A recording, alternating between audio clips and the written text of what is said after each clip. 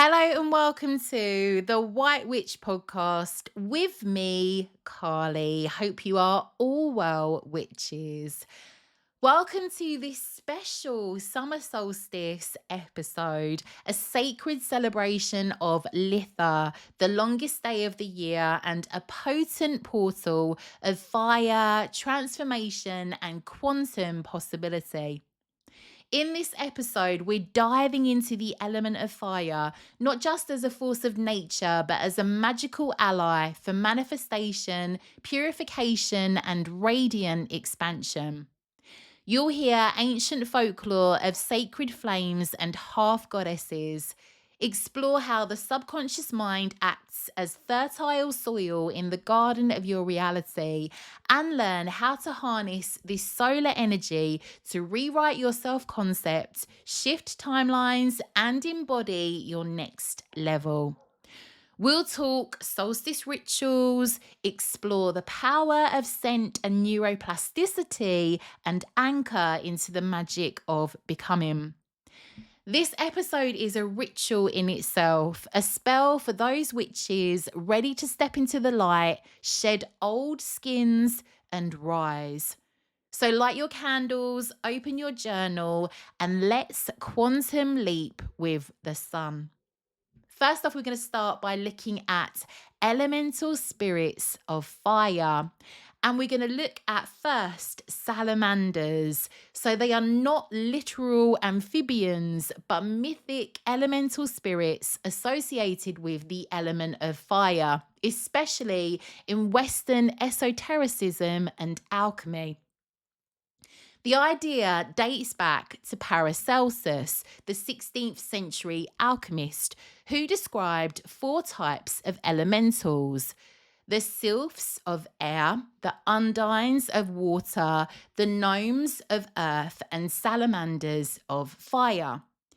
Salamanders represent the pure living essence of flame, not just physical fire, but creative will, transformation, passion, and destruction as renewal. They are believed to dwell within flames, often manifesting in hearths, bonfires, or candlelight. In magic, they're invoked for courage, energy, and creative drive.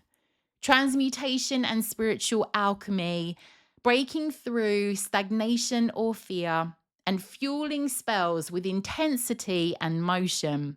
So the salamander is said to represent vital spark of transformation, the inner fire that changes, destroys, and renews. Also, creativity, sex, power, rage, purification, your sacred will, the ability to take action, commit to change, and burn away what no longer serves. Some ways that you could work with salamanders. So, candle magic. As you light a candle, call in the spirit of the flame. You could say something like the following: Salamander of the sacred fire, I welcome your presence in this light. You could make fire offerings. So, write what you wish to release or transform and burn it as a sacred act. Salamanders are said to be drawn to intentioned flame. Solar rituals, so they are said to respond to sunlit spells, bonfires, and rites of power, especially at the solstice. But another time you could do this is also at the Lion's Gate portal. Protection and activation. So salamanders can be visualized circling you in flame to burn off psychic debris, fear, or old timelines. The salamander is great for energy witches and alchemists to work with. They align with transmutation. They can be linked to deities such as Sekhmet, Brigid, Hestia, or other fire goddesses. Also excellent to work with for rituals around boundaries, courage, libido, creative blocks, anger, and transmutation. So now we're going to move on to the jinn. These are spirits of smokeless fire, and the jinn come from pre Islamic Arabian folklore, later woven into Islamic theology. They are said to be created by smokeless fire, as mentioned in the Quran. Like humans, jinns are said to have free will. They can choose to do good or evil. And unlike angels or demons, they are a separate class of being altogether. Liminal, wild, elemental, and often deeply territorial.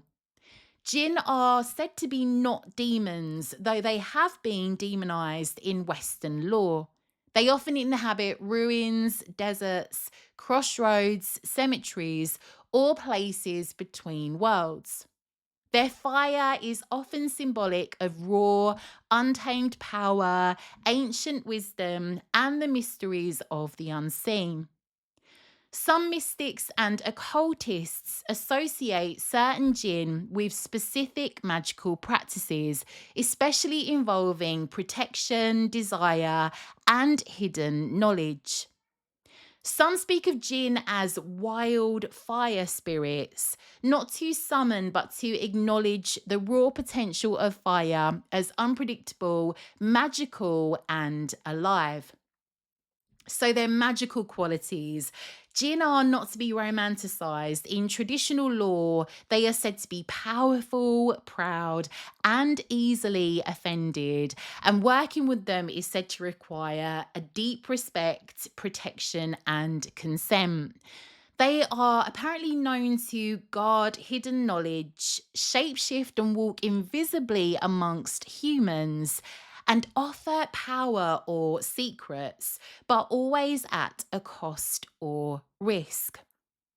Some magical practitioners, especially in Sufi, occult, or Middle Eastern traditions, work with jinn through ceremony, contracts, or dream work, but it is said to be advanced and not in a casual way. In Western witchcraft, many witches invoke the jinn archetype, a representation of wild, unbound fire, often rather than the spirits themselves.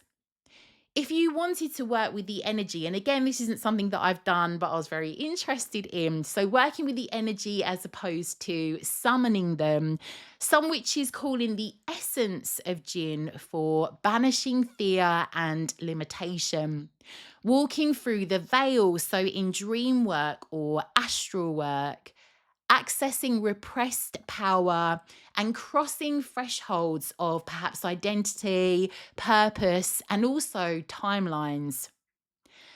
So let's look at the direction of the south, where the element of fire is linked to. So the south is the direction of fire, the blazing force of transformation, vitality, and manifestation.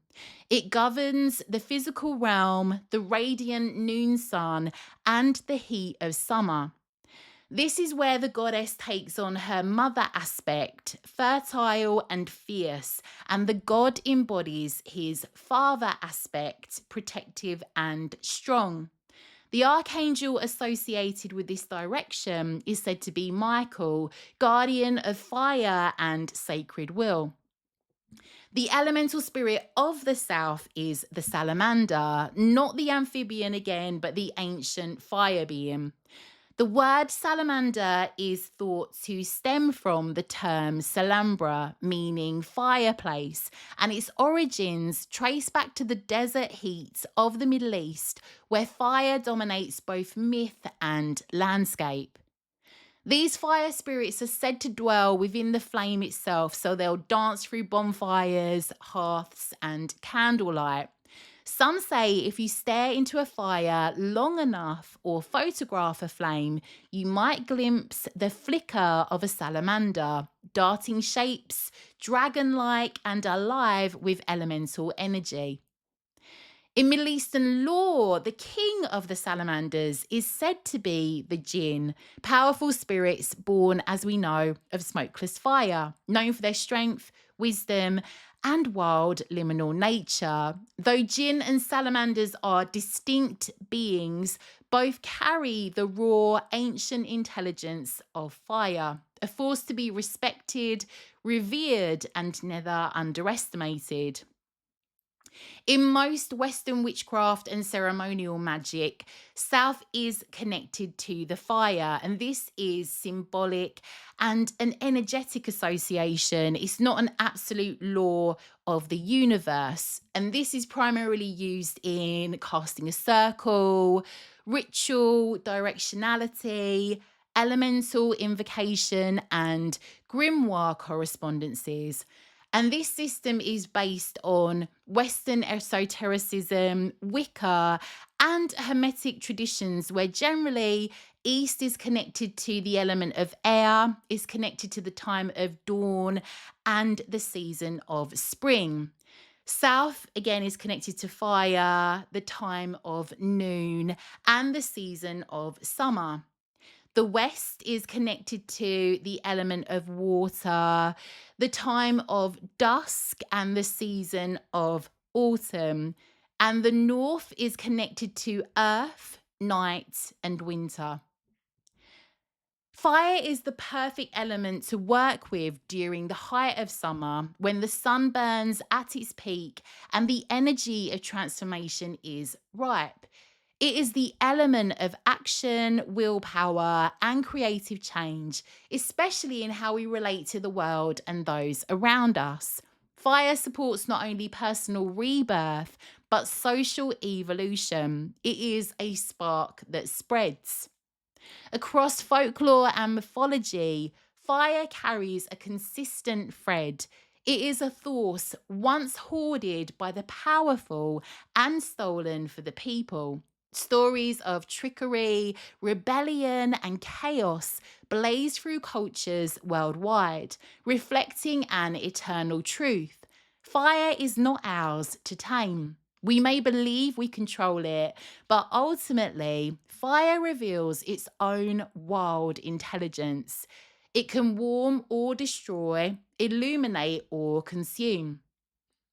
In many First Nations and Pacific Northwest tales, fire is a gift taken by animal tricksters, the beaver, coyote, or dog, who risk themselves to bring the sacred flame to humankind. In Algonquin lore, it is the rabbit who steals fire from a man and his two daughters, sharing it with the world. In Cherokee mythology, the possum and buzzard both fail in their attempts to carry fire back, but it is Grandmother Spider who succeeds. She weaves a secret web and crawls silently into the land of light, stealing fire from the sun and hiding it within a clay pot. She gifts it to humans so they may see through darkness. In the mythic landscape of ancient Greece, the Titan Prometheus defies the gods by stealing fire from Olympus. He offers it to mankind along with the secret of metalwork, a divine technology that would birth civilization. For his rebellion and love of humankind, Prometheus is punished, bound in eternal torment, yet the fire remains with us. In many ancient traditions, fire temples burned with sacred flames, tended by priestesses or magicians, symbols of power, purification, and divine will. Fire was not simply a tool, it was a spirit, a threshold, a teacher. To this day, when we light a candle, a hearth, or a bonfire, we participate in this myth.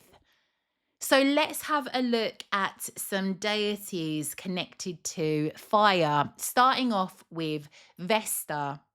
The reverence for the sacred flame extended far beyond Rome and Greece. Fire, as both a divine force and a ritual offering, remained central to the lives of ancient peoples across Europe and beyond. So Vesta, the last flame of pagan Rome. So beloved was Vesta by the Roman people that her worship endured long after many other pagan rites had faded. Her flame, symbolizing the soul of Rome, was among the last to be extinguished. Even as Christianity rose to power, the cult of Vesta persisted until Emperor Theodosius I formally disbanded it in AD 391, marking the symbolic end of Rome's ancient religions. In the Celtic lands, the goddess Brigid reigned as a figure of poetry, healing, fertility, and flame.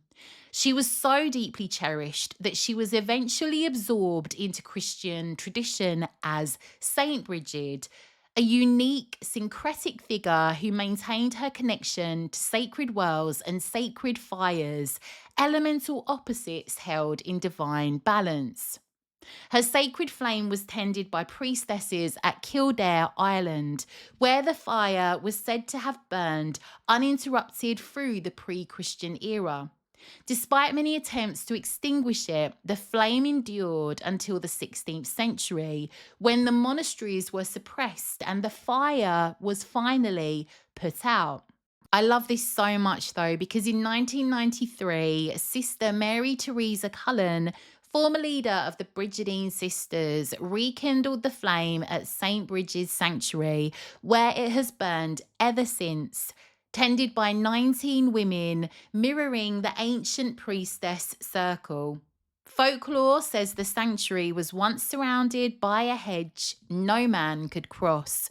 Those who dared would go mad, die, or be crippled. It was a space fiercely protected by the divine feminine flame. Then we have Belenus, the Shining One. Among the Celts, the god Belenus, also known as Belus or Baal, was one of the most widely venerated deities, a sun god whose name means Shining One. He was honoured throughout the year, but especially at Beltane, the fire festival of May.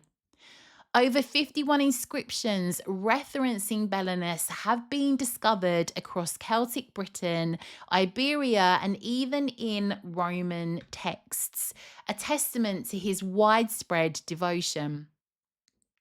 At Beltane, sacred fires were lit in his name. Balefires on the hilltops, glowing beacons of protection, purification, and divine connection.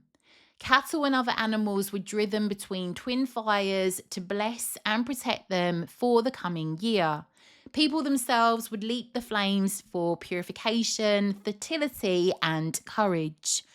On this night, hearth fires were ritually extinguished, the ashes swept away, and new flames, kindled from Belenus's sacred fire, would relight the home.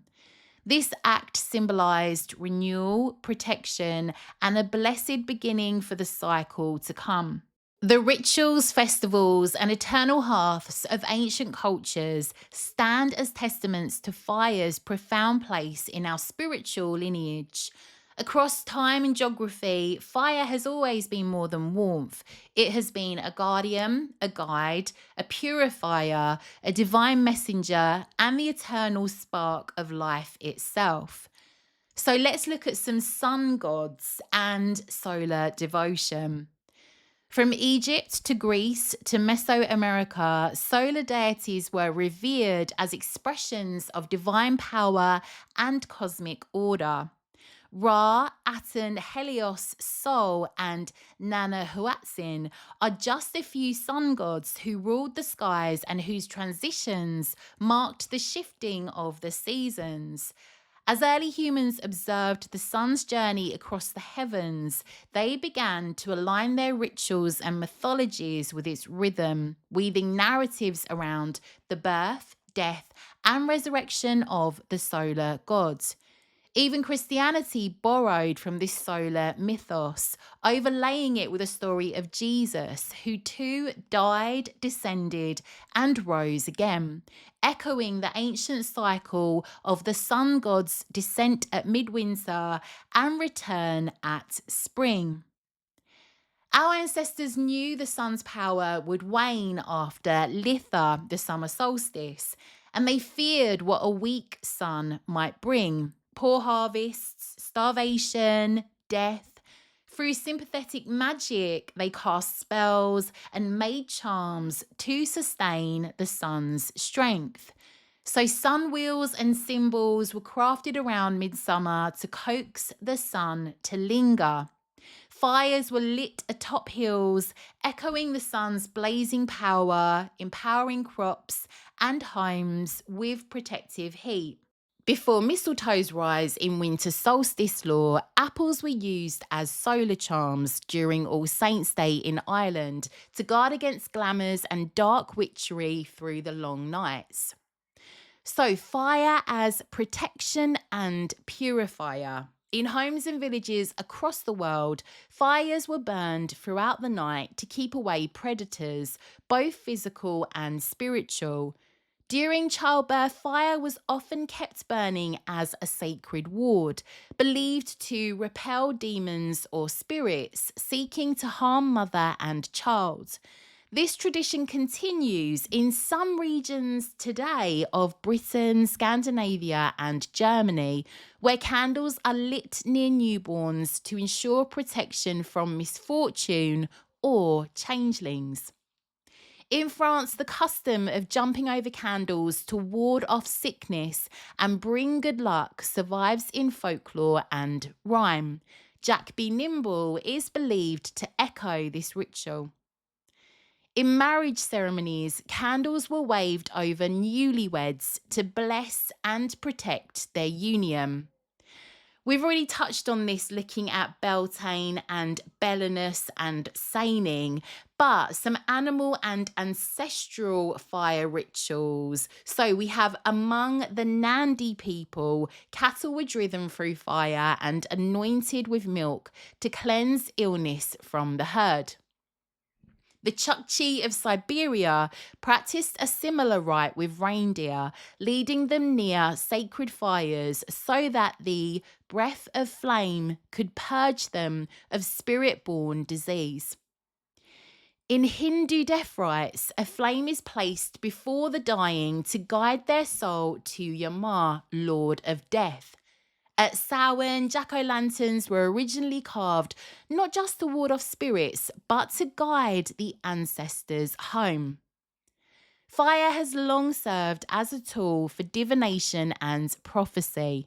In ancient Rome, the extinguishing of Vesta's flame signalled grave misfortune. In British New Guinea and among the Banyuro of Central Africa, the dying of a fire overnight is considered an omen of death or ruin. In modern Greece, flames are still red. Crackling predicts visitors or good news, while sparks and ash may warn of anxiety or turmoil. In parts of Britain, cinders were red to foresee births, marriages, and deaths, an ancient form of pyromancy. So, working with fire today, fire's elemental relationships. So, fire and earth, fire melts, scorches, reshapes, transforming earth into magma or crystal. Earth can smother fire, yet also provide fuel, and together they create regenerative transformation. Fire and water, so often seen as opposites, yet when balanced, they create steam, a bridge to air and the unseen. Fire gives water movement and heat. And fire and air. So air breathes life into fire, but can just as easily extinguish it. When in harmony, they create wildfire or carry smoke as prayer.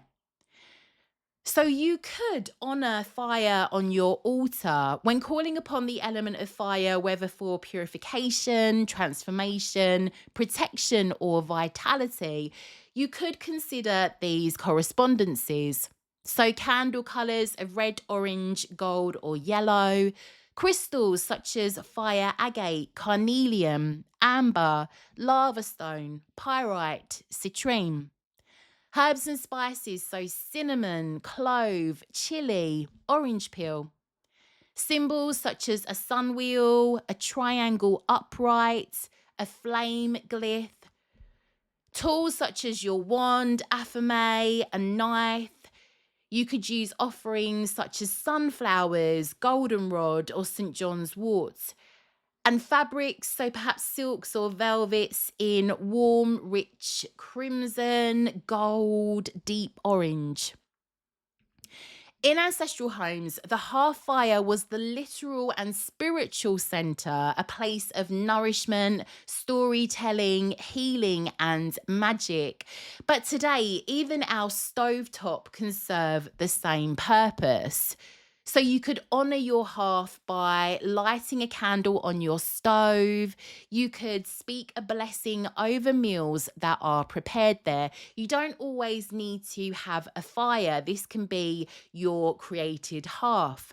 So, coming back to the solstice, on this day, the sun stands still. So do we. If we dare, we can pause to witness who we've become in the first half of the year. The solstice doesn't have to just be a party, it can be a portal, a peak, a choice point. What are you choosing to become as the sun reaches its apex? This is a vibrational high note, a window to consciously align with your higher self, the one who already lives in clarity, confidence, radiant self trust. Who are you when you stop trying to please and start choosing your joy? This is fire's real power, not destruction, but sovereignty. When the sun is at its strongest, so are we. Our solar center, our radiant will, our unapologetic self. This is the moment we can claim it. You may wish to use the solstice to write a declaration of identity. So something like, I now choose to be the version of me who XYZ. You could use the solstice to burn limiting beliefs, literally write them and cast them into flame. You can meditate with the sun and ask, what truth does it reflect back at you? This is solar magic at its core, not chasing light, but becoming. So I wanted to get into a little bit of work I've been doing on myself recently. The mind as a garden. This could be a little bit of solstice tending. And again, if the solstice is a portal, then the mind is the land we cross through it with.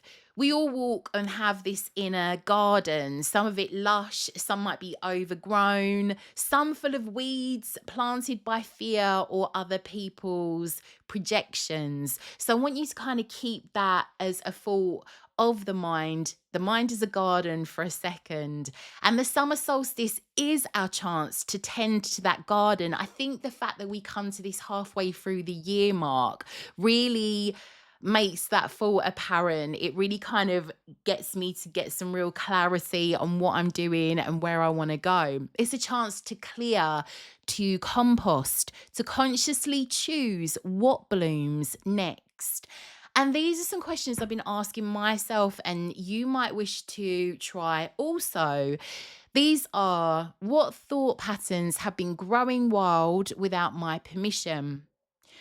What beliefs feel like weeds, so perhaps invasive, draining, no longer aligned? What seeds have sprouted that deserve my full energy and light? And more importantly, what am I willing to water in the second half of the year? Our mind is a spell. Our thoughts are seeds. The sun is here to illuminate the soil. And I want to build on that because I wanted to share something that came through. I've been doing a ton of work on manifesting, and I did a ton of shadow work during the autumn, winter. And the reason I kind of get to do this is because of obviously doing this work, like doing what I do. I'm trying to practice what I preach and kind of keep doing these things and sharing them and just, trying to progress for my own sanity and happiness. But I wanted to share something that I'd been struggling to fully get a grip on with understanding. And I've been struggling with an understanding of this for so long, and I thought perhaps some other witches are, I mean, I'm sure you've got this, but I didn't. So I thought, let me share with you what I discovered, just the explanation that was layman's terms that worked for me. And it's a little framework in regards to how the conscious and subconscious mind works together. I always had a kind of 80% understanding of it, but I really wanted to go deeper on it. I'm not the most academic person. I love to read. Pretty much everything I've learned has just been through, I didn't stay I was out of school at 15. So everything I've kind of learned has been the school of hard knocks and reading quite a number of books. But anyway, in Joseph Murphy's book, The Power of the Subconscious Mind, this is a brilliant book. I really love it. It's an absolute classic when it comes to manifesting. And again, I'm trying to relay everything in regards to manifesting in a witchy way, because that's the only way that it appeals to me. Right, so back to the book, Joseph Murphy's The Power of the Subconscious Mind. In it, he relays the relationship between the two as though the conscious mind is the captain of the ship and the subconscious mind is the crew. But I have a way that I think explained it better for me. Okay, so I'm just going to relay this and see if it resonates. So, beginning with the conscious mind, our awareness, our thoughts, our words, our choices, we are the gardener, we are the farmer of our life.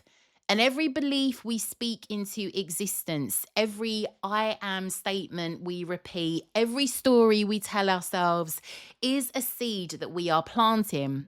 Some of these seeds might sound like, I am deeply loved, abundance flows to me with ease, I am safe in my softness. But here's the thing, it's not just about what we say, it's about the energy behind the seed.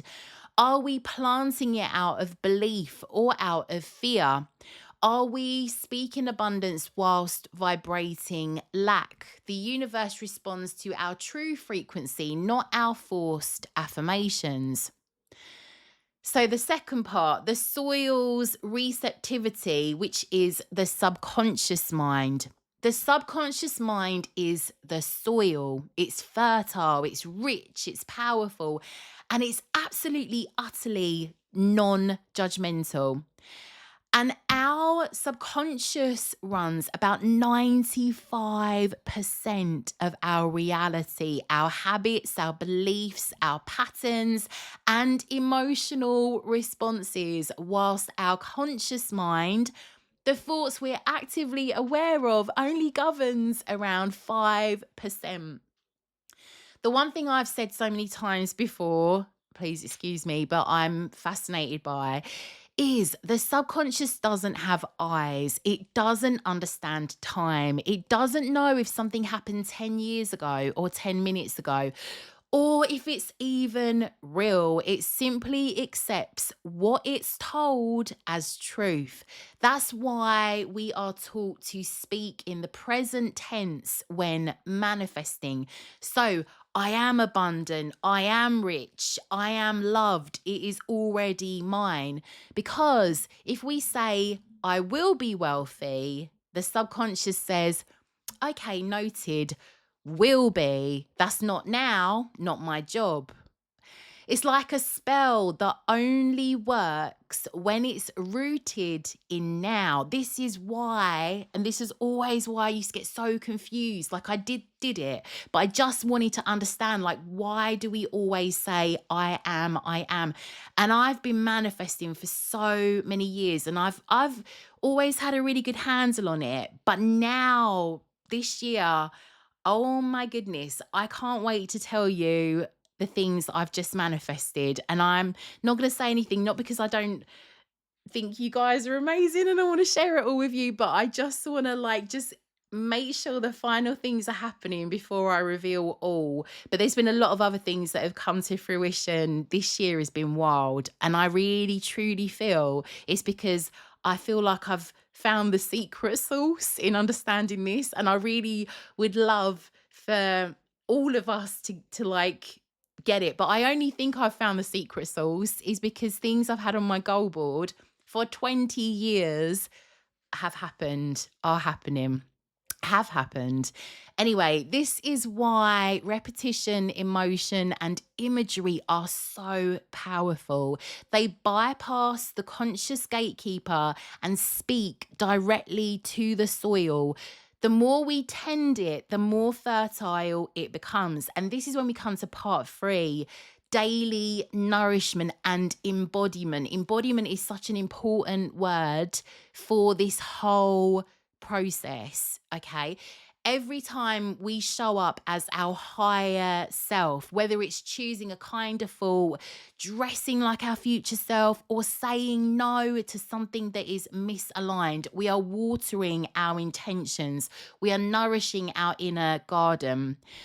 So, some tools that I've used, and actually quite a few of my Patreons have been using because we've been working on Medusa month this month, and a massive part of that was mirror work. And this is reflecting light back into the seed. There's lots of different ways that you can do this, but on the Medusa month that I've been running, we looked at mirror work towards limiting beliefs and so on. And then we built on that with the manifesting side of how you can use mirror work also. Another tool that I swear by is journaling. So if you're not following me on Instagram, you might want to check out one of my stories because I've gone into the journal prompts I use daily that have really impacted my life in respect to shadow work and manifesting. So I feel like I'm tending to it every single day. But anyway, journaling, turning your old stories into compost. You can find me on Instagram at the White Witch Podcast. Then we have stillness. So we can feel the growth under the surface. And we'll get more into this. But remembering, even when nothing looks like it's happening, it is. I promise you it is. And this is what I've had to learn because I've been such a grasper. I've been so full of mistrust and I've just clung on to things and I've always struggled with that part of the process. Then we have the next part. We could say the bloom, the harvest, the physical manifestation. So then we have that day that our intentions begin to take form. You might notice shifts like a new opportunity, a healed pattern, a relationship softening. Maybe money arrives or a door opens that you feel like you've been knocking on for ages. And it won't feel forced or shocking. It will feel so natural. And I promise you, I've just had something happen that I've been waiting for 20 years for. And it was so simple. And like, I just didn't see it as being like this. And I just feel like, oh my goodness, yes, like this is happening. I can't believe it. And also that thought of like, yes, of course this was coming.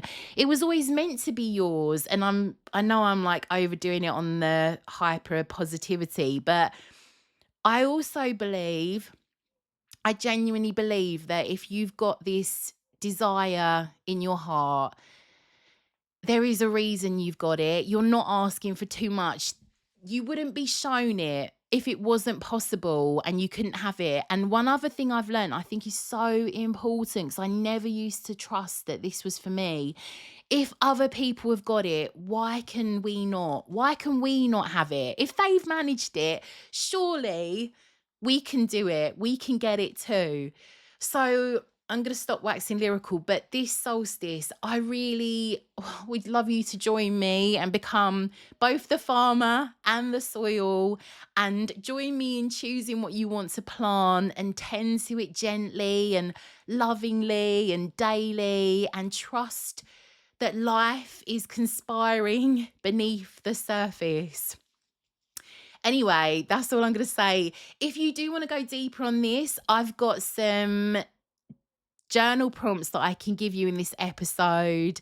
I've got like something that you could use these journal prompts instead as a garden of the mind tarot or oracle spread that you can use inside your own practice. But yes, let's tend to our soil.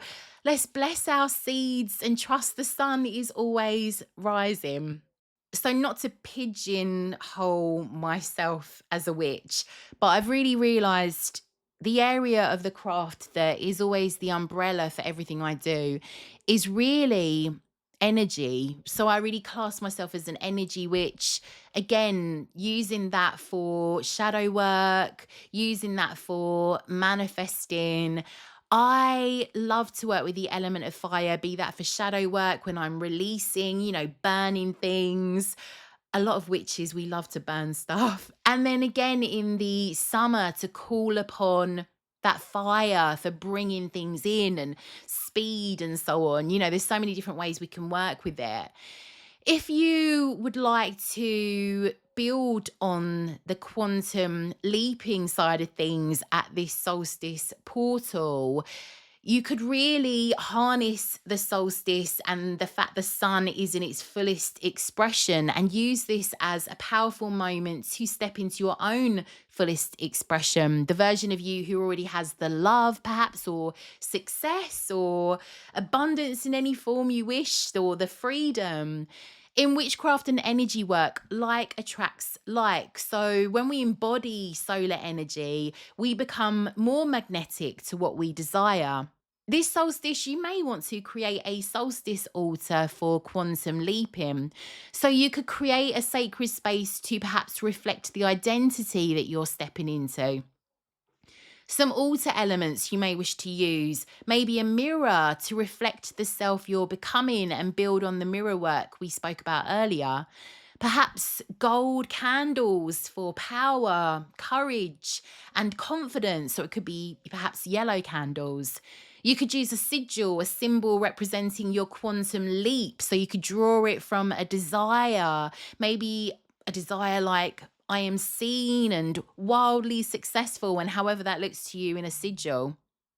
You might wish to work with solar herbs, so maybe cinnamon, rosemary, sunflower petals. You could perhaps work with specific anointing oils. You could work with crystal allies like citrine, pyrite, tiger's eye. We spoke about that on the more recent Practical Magic podcast. That's a wonderful crystal to work with during the summer and for this Sabbath. So, as a little bit of a mirror work ritual, and if you set your altar up, or if you just want to do this as a little ritual, you could perhaps light a gold candle. You could use a yellow candle. You could use a white candle. White candles are great for everything. You could gaze into the mirror and speak your new identity aloud. So, it could be affirmations such as, I allow this version of me to be revealed, or just going into those I am words like I am successful, I am loved, whatever it is that you need to use with your subconscious mind, because that subconscious has no eyes and no idea of time. And we are absolutely going to make the most of that. You may wish to, this solstice, do a little bit of a self concept rewrite. Our self concept is the garden where manifestation grows. So perhaps on this solstice, you might want to write and speak your new reality into being. You could use these journal prompts. So, who am I in my peak timeline? What do they believe? Like, what do I believe about love, money, creativity, my body in this timeline? What does this version of me no longer entertain? And what actions feel inevitable to this version of me? And write each answer in the present tense and turn it into I am statements. So I am loved, chosen, adored, whatever way you want to word it. Or you could script on this where you write out your ideal day all in present tense. So I am I drive this car, I work here, I earn this much money. It's so fun as well. And you can reread it and keep reliving and visualizing whichever version it is you wish to become. And you could set this up as a bit of a practice. So, some other journal prompts that you could perhaps use as oracle or tarot prompts. The first card is the garden gate opens. What beliefs am I ready to uproot from the soil of my subconscious? Card number 2, or journal prompt number 2, however you're working with these, sunlight as awareness. What part of me has been asking to be seen, but I've kept in shadow? Card number 3, the weed and the root. What thoughts or belief keeps choking my confidence or power? Where did it begin? Card number 4, the golden seed. What truth or dream is ready to bloom through me next? Card number 5, watering the aligned. What habits, thoughts actually nourish my spirit? Card number 6, sacred composting. What can I transform instead of throwing away? What has taught me something? Card number 7, the solstice bloom. If I bloomed fully into who I really am, what would the world see? That is all I have for you today, witches. Thank you so much for joining me. I just want to say, whatever you're up to this solstice, this Litha, have a wonderful time. I'll leave you with a little solstice blessing. As the wheel turns and the sun stands still, may light crown your path and warmth fill your will. Let what's ready to grow rise bold from the dark, and may your magic move with the rhythm of the spark. Blessed solstice witch, you are the light returning. I'll catch up with you next week. I'm sending you so much witchy love. Have a great week, witches. Mwah.